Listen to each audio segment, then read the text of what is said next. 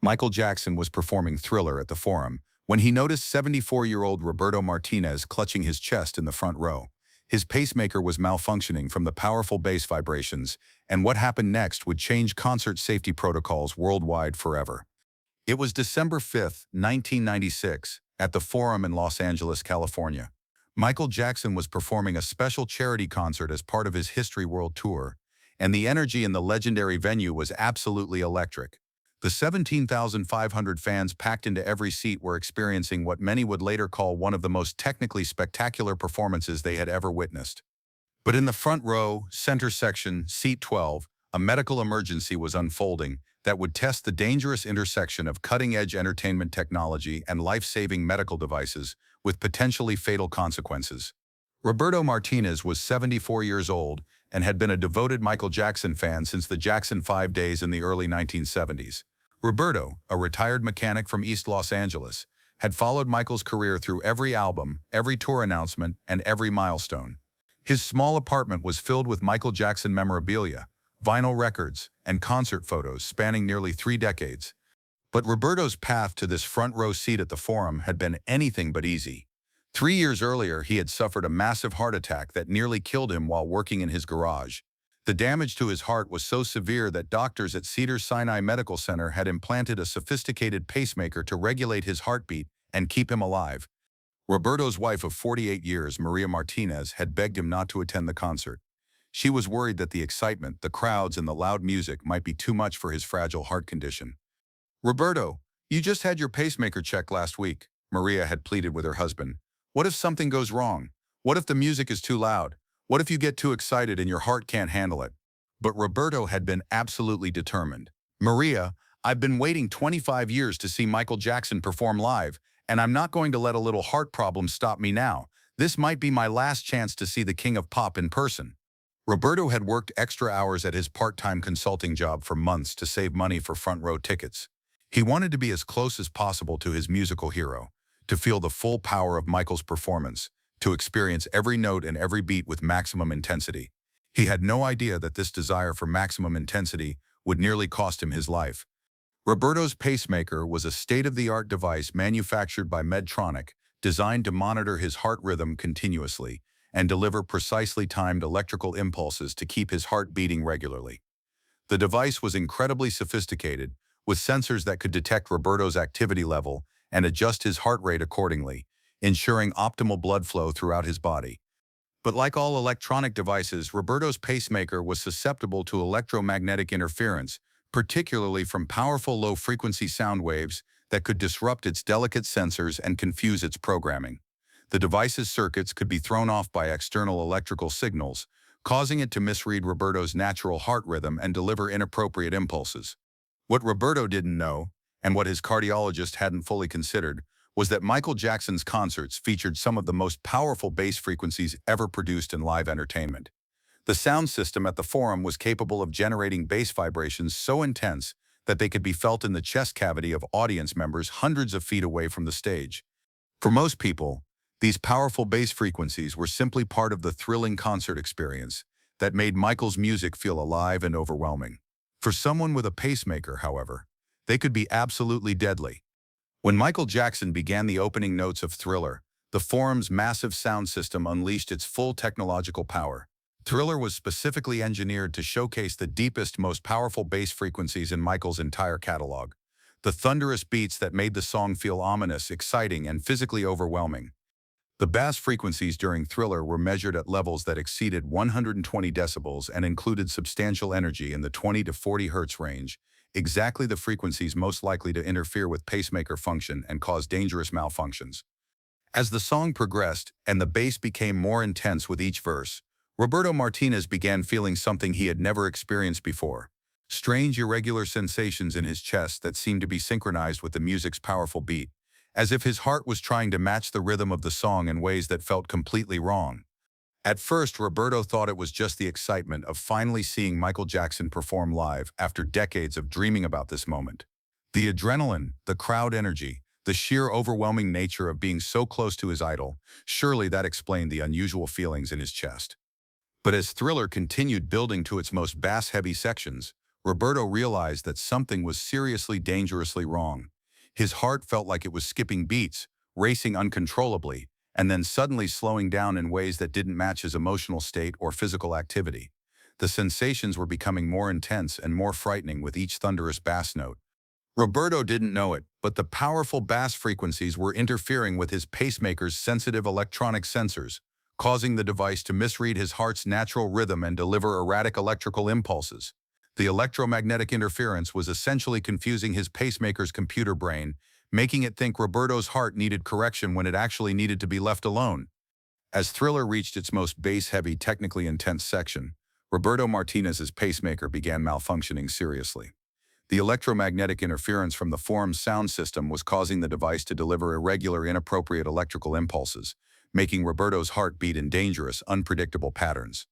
Roberto began experiencing severe chest pain, shortness of breath, and dizziness that was getting worse by the minute. But because he was sitting in the middle of a thunderously loud concert, surrounded by 17,500 screaming fans who were completely absorbed in Michael's performance, nobody around him could hear his distress or understand that he was having a life-threatening medical emergency. Roberto tried desperately to get the attention of the people sitting next to him, but they were completely lost in Michael's hypnotic performance, singing along and dancing in their seats. He tried to stand up to leave and seek help, but the combination of his worsening cardiac symptoms and the dense crowd made movement nearly impossible. Most frighteningly, Roberto realized that his symptoms were getting progressively worse, not better.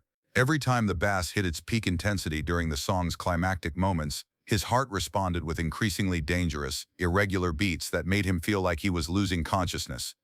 Roberto Martinez, sitting just 20 feet from his musical hero, was slowly going into cardiac arrest while surrounded by thousands of people who had no idea he was dying. Michael Jackson had developed an almost supernatural ability to monitor his audience while performing over his decades of concert experience. Years of live performances had taught him to watch for medical emergencies, crowd control issues, and any situation that might require his immediate attention, even while executing complex choreography and vocals. As Michael performed Thriller, his trained eyes swept across the audience as they always did, looking for the usual signs of distress that experienced performers learn to recognize: fans fainting from excitement, crowd surges that might cause injuries, or any unusual activity that might indicate a developing problem. That's when something immediately caught his attention in the front row that made his performer's instincts go on high alert. An elderly man was clearly in significant distress, displaying obvious signs of a medical emergency that the people around him seemed completely unaware of. Even from the stage, Michael could see that Roberto Martinez was clutching his chest with both hands, breathing heavily in obvious pain, and appeared to be in the kind of distress that Michael had learned to recognize as potentially life-threatening. More concerning, Michael could see that the people sitting around Roberto didn't seem to realize that a medical emergency was developing right beside them. Michael had seen enough medical emergencies during his career, fans fainting, panic attacks, and even more serious cardiac events, to recognize the unmistakable signs of someone having a serious heart problem. Roberto Martinez was displaying all of them, and Michael's instincts told him that this situation was becoming critical. Michael Jackson, in the middle of one of his most iconic and technically demanding songs, made an instant decision that shocked 17,500 people at the Forum and would be talked about for decades to come. He signaled urgently to his band and sound engineers to stop the music immediately and cut the bass frequencies that were powering the arena's sound system. The sudden silence at the Forum was absolutely jarring and disorienting. 17,500 people who had been completely lost in the hypnotic, overwhelming rhythm of Thriller suddenly found themselves in confused quiet, wondering what had gone wrong with the show. "Ladies and gentlemen," Michael announced into his microphone, his voice carrying clearly through the now silent arena, "we have a medical emergency in the front row, and we need to get help for someone immediately." Michael then did something that had never been done before in major venue concert history. He jumped down from the stage into the pit area and made his way directly through security and equipment to reach Roberto Martinez in his front row seat. When Michael reached Roberto, he immediately saw that this wasn't just a case of concert excitement, overheating, or typical fan overwhelm. Roberto was displaying clear, unmistakable signs of serious cardiac distress, and Michael's experienced instincts told him that this was a genuine life-threatening medical situation. "Sir, what's your name?" Michael asked gently, kneeling beside Roberto's seat and speaking directly to him with calm authority. "Roberto Martinez." The elderly man managed to whisper between labored, painful breaths. "Roberto, do you have a heart condition?" Michael asked, his voice gentle but urgent. "Do you have a pacemaker or any cardiac device?"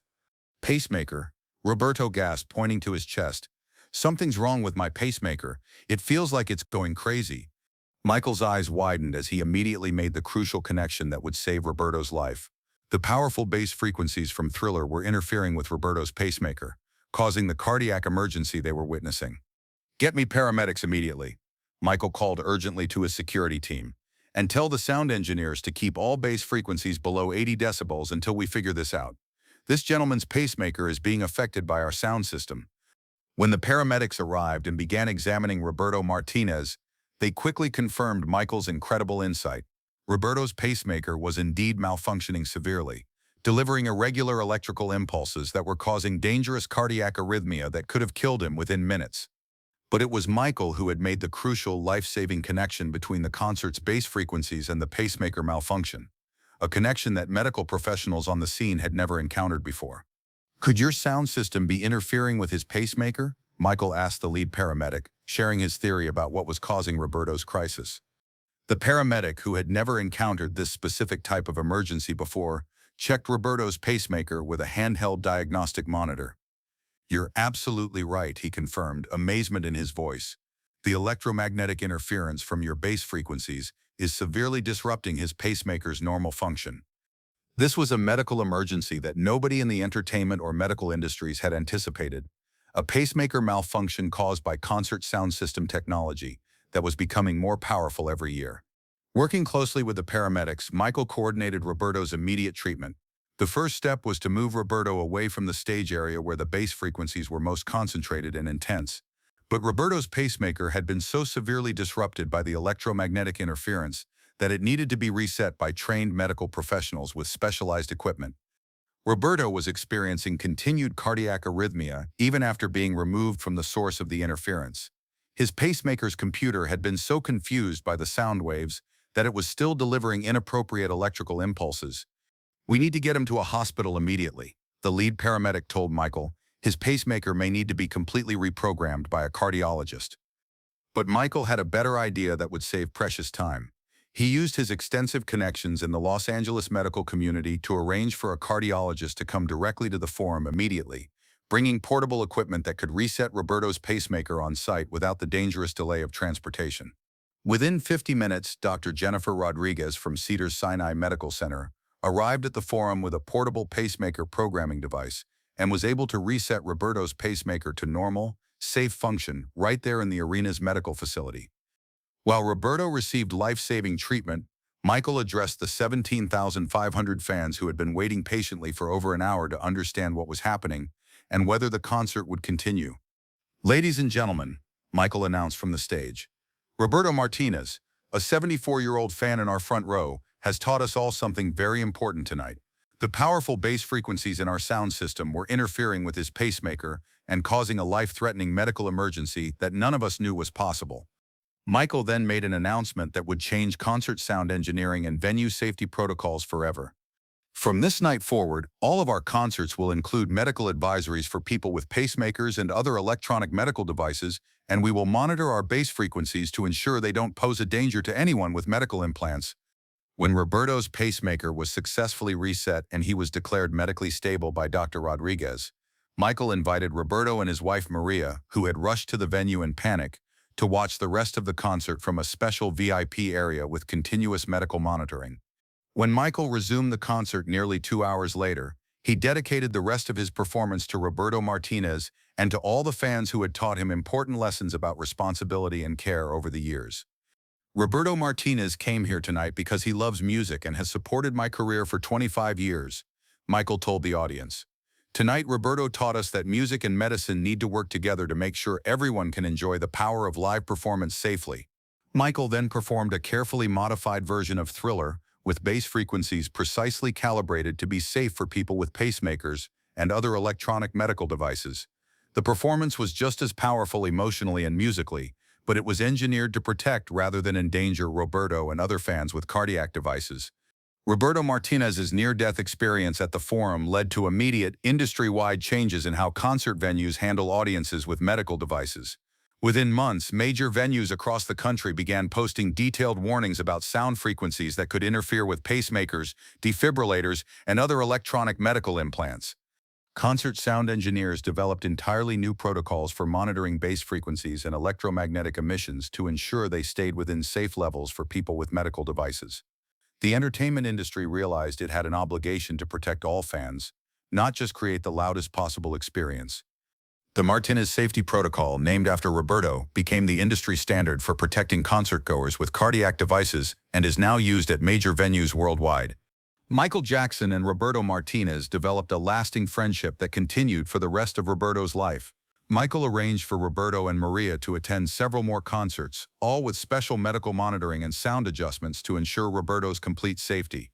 But more importantly, Michael credited Roberto with teaching him about the profound responsibility that performers have to consider the medical needs of all their fans, not just their entertainment desires. Roberto Martinez showed me that entertainment technology has to be designed with everyone in mind, Michael said in interviews after the incident. We can't just think about creating the biggest, loudest, most powerful experience possible. We have to think about making sure everyone can experience our music safely.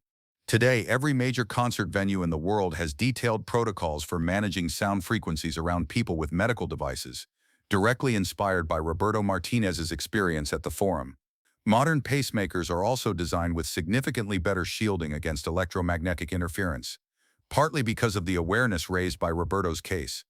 Roberto Martinez lived for 15 more years after his Forum experience, attending dozens more concerts with complete confidence that venues were now prepared to accommodate his medical needs safely. When Roberto passed away in 2011 at age 89, his family received a personal message from Michael Jackson. Roberto taught me that being an entertainer means taking care of everyone in your audience, not just entertaining them, Michael had written. He made me a better performer and a more responsible person. The story of Michael Jackson and Roberto Martinez reminds us that technology and entertainment must always be balanced with human safety and medical considerations.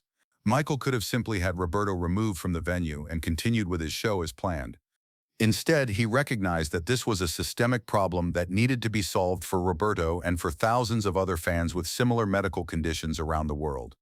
In doing so, he demonstrated that true artists don't just perform for their audience, they protect their audience and ensure that everyone can enjoy the transformative power of music safely.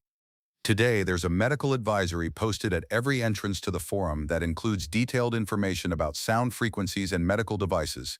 The advisory ends with a quote from Michael Jackson: "Music should heal hearts, not harm them." Every major artist who performs at the Forum has told the story of Roberto Martinez, and many have incorporated medical safety checks and sound level monitoring into their standard pre-show routines. Roberto's front row seat from that historic night is now marked with a small commemorative plaque that reads, "In memory of Roberto Martinez, who taught us that the most important performance is keeping everyone safe while they enjoy the show."